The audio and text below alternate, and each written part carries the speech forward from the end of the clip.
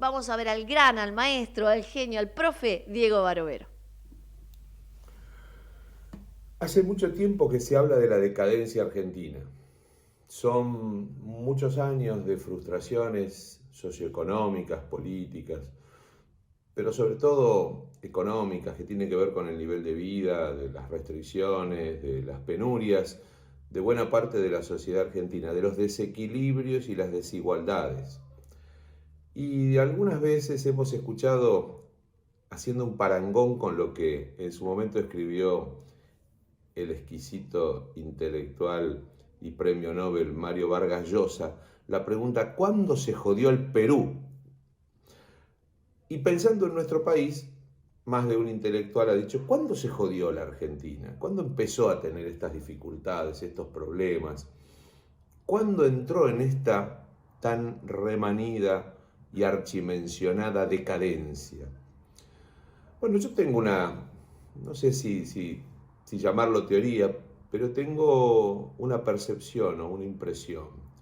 Creo que el momento, la bisagra de la historia en ese sentido fue precisamente 1930, el año 1930, y más precisamente una fecha, el 6 de septiembre de 1930. Se produce entonces el primer golpe de Estado que, por la fuerza, con un puñado muy chiquito de militares, conspiradores y también civiles y también intereses económicos, políticos, logra derrocar por la fuerza a un gobierno constitucional y legal que en ese momento era presidido por quien fue el primer presidente elegido auténticamente por el pueblo, es decir, por el voto de sus conciudadanos, Hipólito Yrigoyen. De esto pasaron 95 años, es decir, casi un siglo. Pero las consecuencias de ese quiebre, las consecuencias de esa ruptura, de esa disrupción institucional y política, tuvieron largas consecuencias, fueron realmente notorias a través del tiempo y se propagaron y se prolongaron. Hemos dicho ya hasta el cansancio que desde aquel quiebre del orden constitucional de 1930, independientemente de lo que es estrictamente político e institucional, también trajo otras desgracias, desgracias de tipos económicos, sociales y sobre todo culturales. Una disrupción en el sistema político de alternancia, una disrupción en el reconocimiento de la entidad de aquel que podía ganar en las elecciones y por eso se recurría al fraude o por eso se interrumpía como una normalidad un gobierno institucional, constitucional y legal a través de la fuerza, o se desconocían resultados electorales. Y además se gobernaba con un sentido elitista y excluyente al servicio y a favor de minorías y de privilegios, desconociendo los intereses de la sociedad en su conjunto y tratando y procurando equilibrar las naturales y lógicas desigualdades que existen en todo sistema. Para eso estaba el Estado tenía que apuntar a igualar oportunidades, a hacer más simétricas relaciones que por lógica son naturalmente asimétricas. El poder del capital siempre fue mucho más importante que el poder de la fuerza del trabajo. Y ese quiebre que trajo 50 y tantos años de inestabilidad y de golpes militares y de interrupciones a gobiernos civiles y represiones atroces, horribles persecuciones, proscripciones, desaparecidos y muertos, ha dejado una huella profunda cultural y política en la sociedad.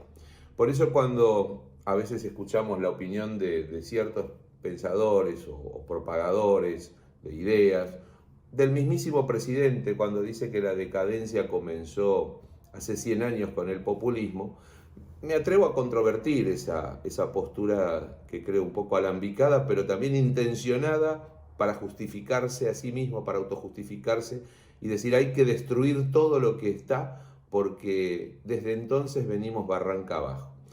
Hubo, por supuesto, periodos de barranca abajo y también de sinuosidades, ¿no? O sea, como un electrocardiograma, por momentos subía y por momentos bajaba, pero sin duda que el saldo final lo que termina viéndose es que la decadencia de la Argentina está precisamente en no reconocer al otro, en no entender las razones de los demás, en minusvalorar el sistema democrático, el sistema republicano de división y equilibrio de poderes, de controles recíprocos. Nadie puede enojarse cuando el Congreso, en ejercicio de facultades legítimas y constitucionales, rechaza un decreto de la presidencia. Porque esa es la alternativa, ese es el funcionamiento. Las mayorías gobiernan, las minorías controlan, pero cuando está previsto la forma de controlar al poder, está previsto por la Constitución, que es sabia y que data de mucho más atrás, data de mediados del siglo XIX, es decir, de cuando se pensaba la Argentina para el futuro. Volviendo al recuerdo de aquel golpe militar de 1930, justificado también en una supuesta parálisis de la administración o decrepitud del presidente.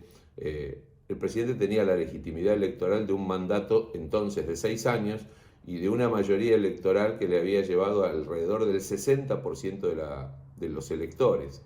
En ese momento aún no votaban las mujeres, pero la elección de Irigoyen del 28 había sido abrumadora. Y en cuanto a la parálisis de la administración, estudios de historiadores como Guillermo Gació dan cuenta de alrededor de 6.000 actos de gobierno en decretos, resoluciones ministeriales, es decir, no había parálisis de la administración. Lo que había era una crisis, seguramente como consecuencia del crack de la bolsa de Nueva York en 1929, y que también tuvo consecuencias. Empezaba de alguna manera la globalización. Y también tengamos en cuenta que si la Argentina estaba en crisis o había entrado en decadencia, mal podríamos tener en cuenta que el Producto Bruto Interno de la Argentina para justamente el mes de septiembre de 1930 representaba el 50% de todo el PBI de América, de Sudamérica. ¿Qué quiere decir esto? Que la pujanza de la economía argentina estaba ahí. No estaba siendo alterada. Lo que faltaba era equilibrar a lo mejor y la distribución de recursos, ingresos y riqueza, que finalmente, bueno, con los años empezó a modificarse paulatinamente con legislación social, con legislación previsional, para dar más equilibrio y estabilidad a una economía que estaba hasta entonces mayoritariamente basada en el modelo de exportación de materias primas, de carnes y granos, y que después de a poco empezó a aparecer un tenue y tibio proceso de sustitución de importaciones que daría como resultado una incipiente industrialización que desde hace unos cuantos años, me atrevo a decir 50, 40, cuando empezó por ejemplo el Rodrigazo o el plan económico de Martínez de Hoz, fue desmontar la capacidad industrial instalada de la Argentina, algo que después se continuó durante el gobierno de Carlos Menem y el Ministerio de Economía de Domingo Cavallo, y que estamos viendo ahora de nuevo, una economía financiera basada en el endeudamiento y que en realidad privilegia actividades como el extractivismo o como la actividad financiera y de servicios en detrimento de la industria, del trabajo y la producción. Creo que 1930 es el punto de inflexión y es la bisagra de la historia y la llamada decadencia o los llamados problemas serios de la Argentina empezaron entonces, cuando se normalizó que se podía desconocer la Constitución, la división de poderes, el sistema republicano y las elecciones basadas en la soberanía popular. Ojalá no se repita, ojalá sigamos por el camino de la democracia que hemos logrado conseguir con mucho esfuerzo, con mucho sacrificio y al mismo tiempo que tenemos que mantener y que de alguna manera la vamos perfeccionando paso a paso a pesar de las dificultades que nos toca vivir en el día a día.